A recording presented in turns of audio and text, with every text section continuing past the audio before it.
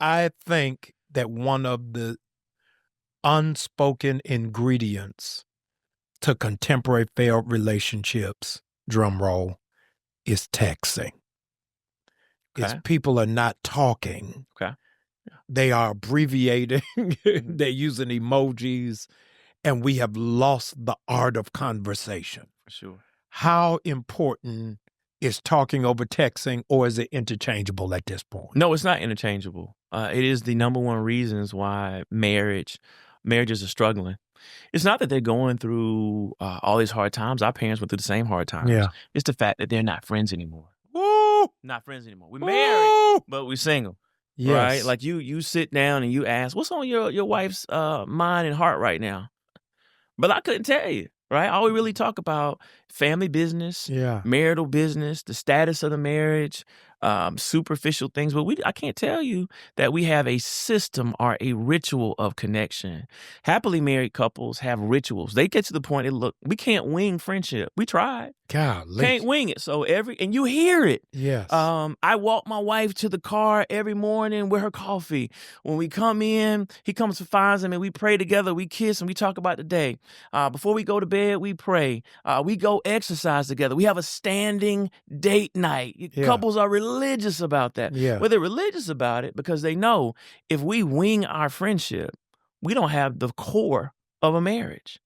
And it's so easy, especially if you have kids, to just live together and go to the soccer games and do your ministries at church and open up multiple businesses and plan family reunions. But when's the last time you and your husband had a conversation about what's on his head and heart? How friendly are you? You'll look around and you'll find that you're friendlier with the people at work. Good grief. You're friendly with the receptionist. You're friendlier with your work buddies because they know what's going on. But when you come home, you're just cooking and cleaning and running the kids here and there. And you look up, and what happened to the friendship? And you know, Doc, when we see it, it's an empty nest. When the kids are either off to college or they're 16 and 17. And, you know, we have daughters. They gone before they're gone, right? When she started driving, I was like, I don't know where. I had to look at my phone to find out where my daughter was. Right. I don't know where she is. I don't know if she's at work, school, volleyball. Right. And they're not there, then the focus comes back on the marriage. So the distraction is gone. So a lot of couples are winging it, and they're very lonely. The Surgeon General came out and said that loneliness was the epidemic we're not talking about. What he didn't say was a lot of that loneliness is happening inside of marriages and relationships. Good grief. That's what's happening. That's the quicker pickup.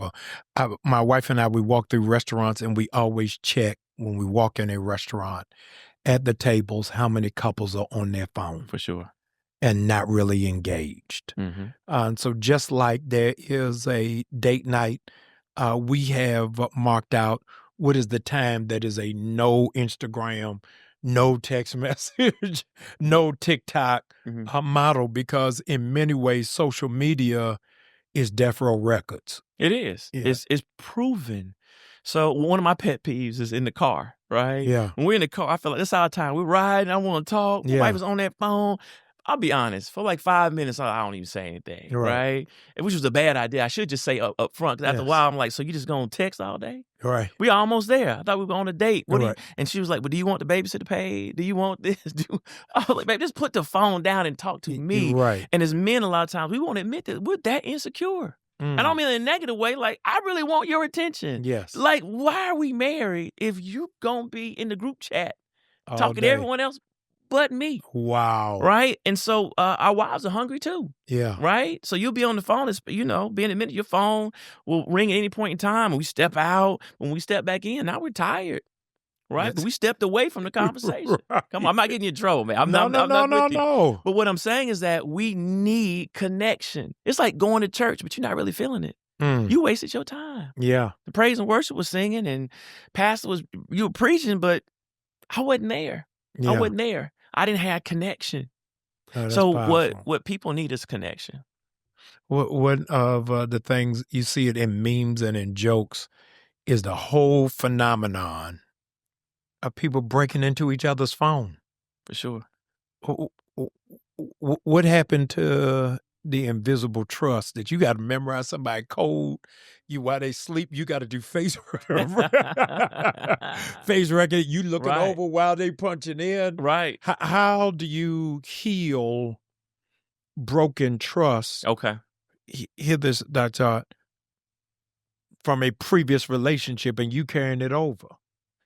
So because that last person did it, for sure, they're still dealing with the unresolved closure. Remember we talked about trauma. So we have a sympathetic nervous system and a parasympathetic nervous system. Sympathetic nervous system is flight, fight, freeze. We can get this later, fawn, where you people please, right? Yeah. And so when you're anxious, that sympathetic nervous system says, don't get hurt.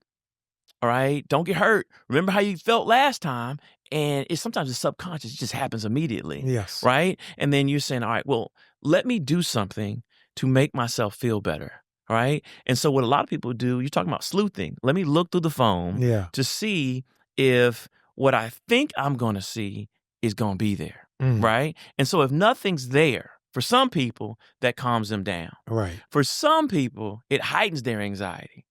If nothing is there, what if she is hiding? Maybe there's another phone. Or, maybe he knew I was gonna check. Right. Maybe he's looking at the cameras and knows I go through the phone and let me check something else.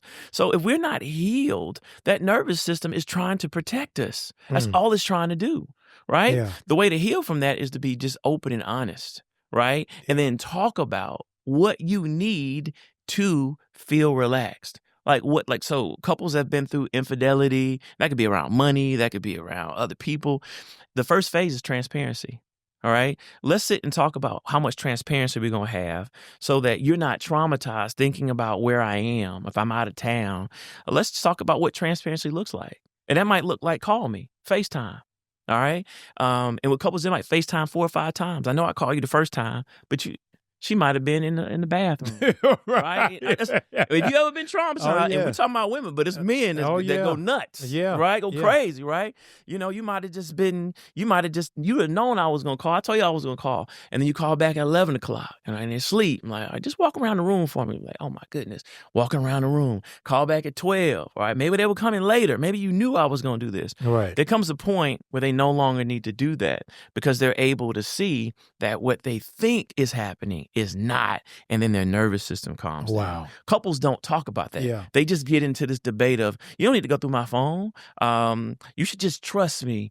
Or that's an invasion of privacy. Or my phone has really confidential information in it. You're looking at stuff you don't need to see, business-wise, church-wise, family-wise, friends-wise.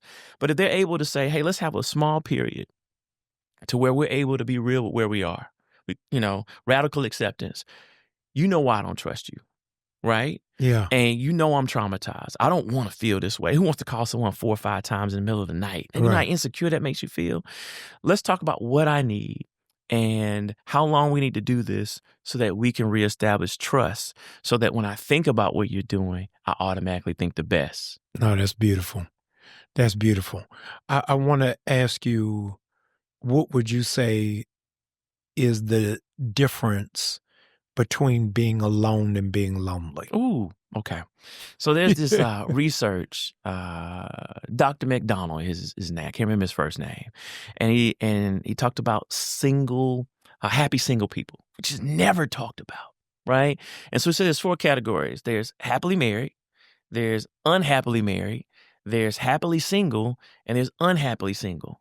What no one ever talks about is a large group of people who are happily single. Right? And what he found when he looked at those people is that they had a robust set of friends to hang out with. So while they were technically and legally single, they didn't feel lonely. Yeah. Right, we see this with a lot of women. They travel out the country together. Yeah. They have a prayer group in the morning. They're part of black girls who cycle. Right. They're in an entrepreneurship group. Right. They have a number of friends that have deep, intimate conversations that come over the house. So they're not lonely. Anytime they want companionship, they have it. Even if they want masculine energy, they know where to go to get attention from men. And if the right one they'll go on a date. They may not want to get married. It may not lead to marriage, but they get everything that they need, right? So they're not lonely. they live by themselves because they have that intimacy, right? No, that's So that's the beautiful. difference between being alone and lonely. And even in marriages, I give men, and someone came to me and they said, how much fun do you have? I said, I have a lot of fun. They said, what do you do? I said, I watch the game, I read books, I do my little hobbies. They said, is that fun or relaxing? I said, damn, I Wow. just relax. Yeah. Fun is actually going to the game. Right. Fun is me actually going ATVing or skeet shooting or something I like to do that my wife would never do. Right. Right? And so in marriages, I encourage a lot of men, you need to go out and have fun, not only with your wife, but for yourself, because a large part of men's happiness is having fun. Yes. And if you just feel like you slogging through the marriage, it's a ball and chain, I'm just doing it, you're going to be very unhappy, and it's going to show its head sooner or later. I think the church messed up a whole lot of people by really not giving complete breath to be not unequally yoked. That we took from it that whoever I'm with got to make the money I make, have the same degree that I make. What does that really mean? Unequally yoked. What we know in the science, which follows the word, is opposites attract. When you look at most couples, they're more different than alike. That's across the board with almost every race. Right? Yeah. And so those differences make it actually entertaining that you see the world completely different from me. You have different hobbies, right? But what we're really looking for is really a harmony, or like a band. You may play the drums and I play the cymbals, or someone plays the saxophone, and we're different, but when we play, it harmonizes. Yeah. What couples are looking for is harmony, not complete clones of one another.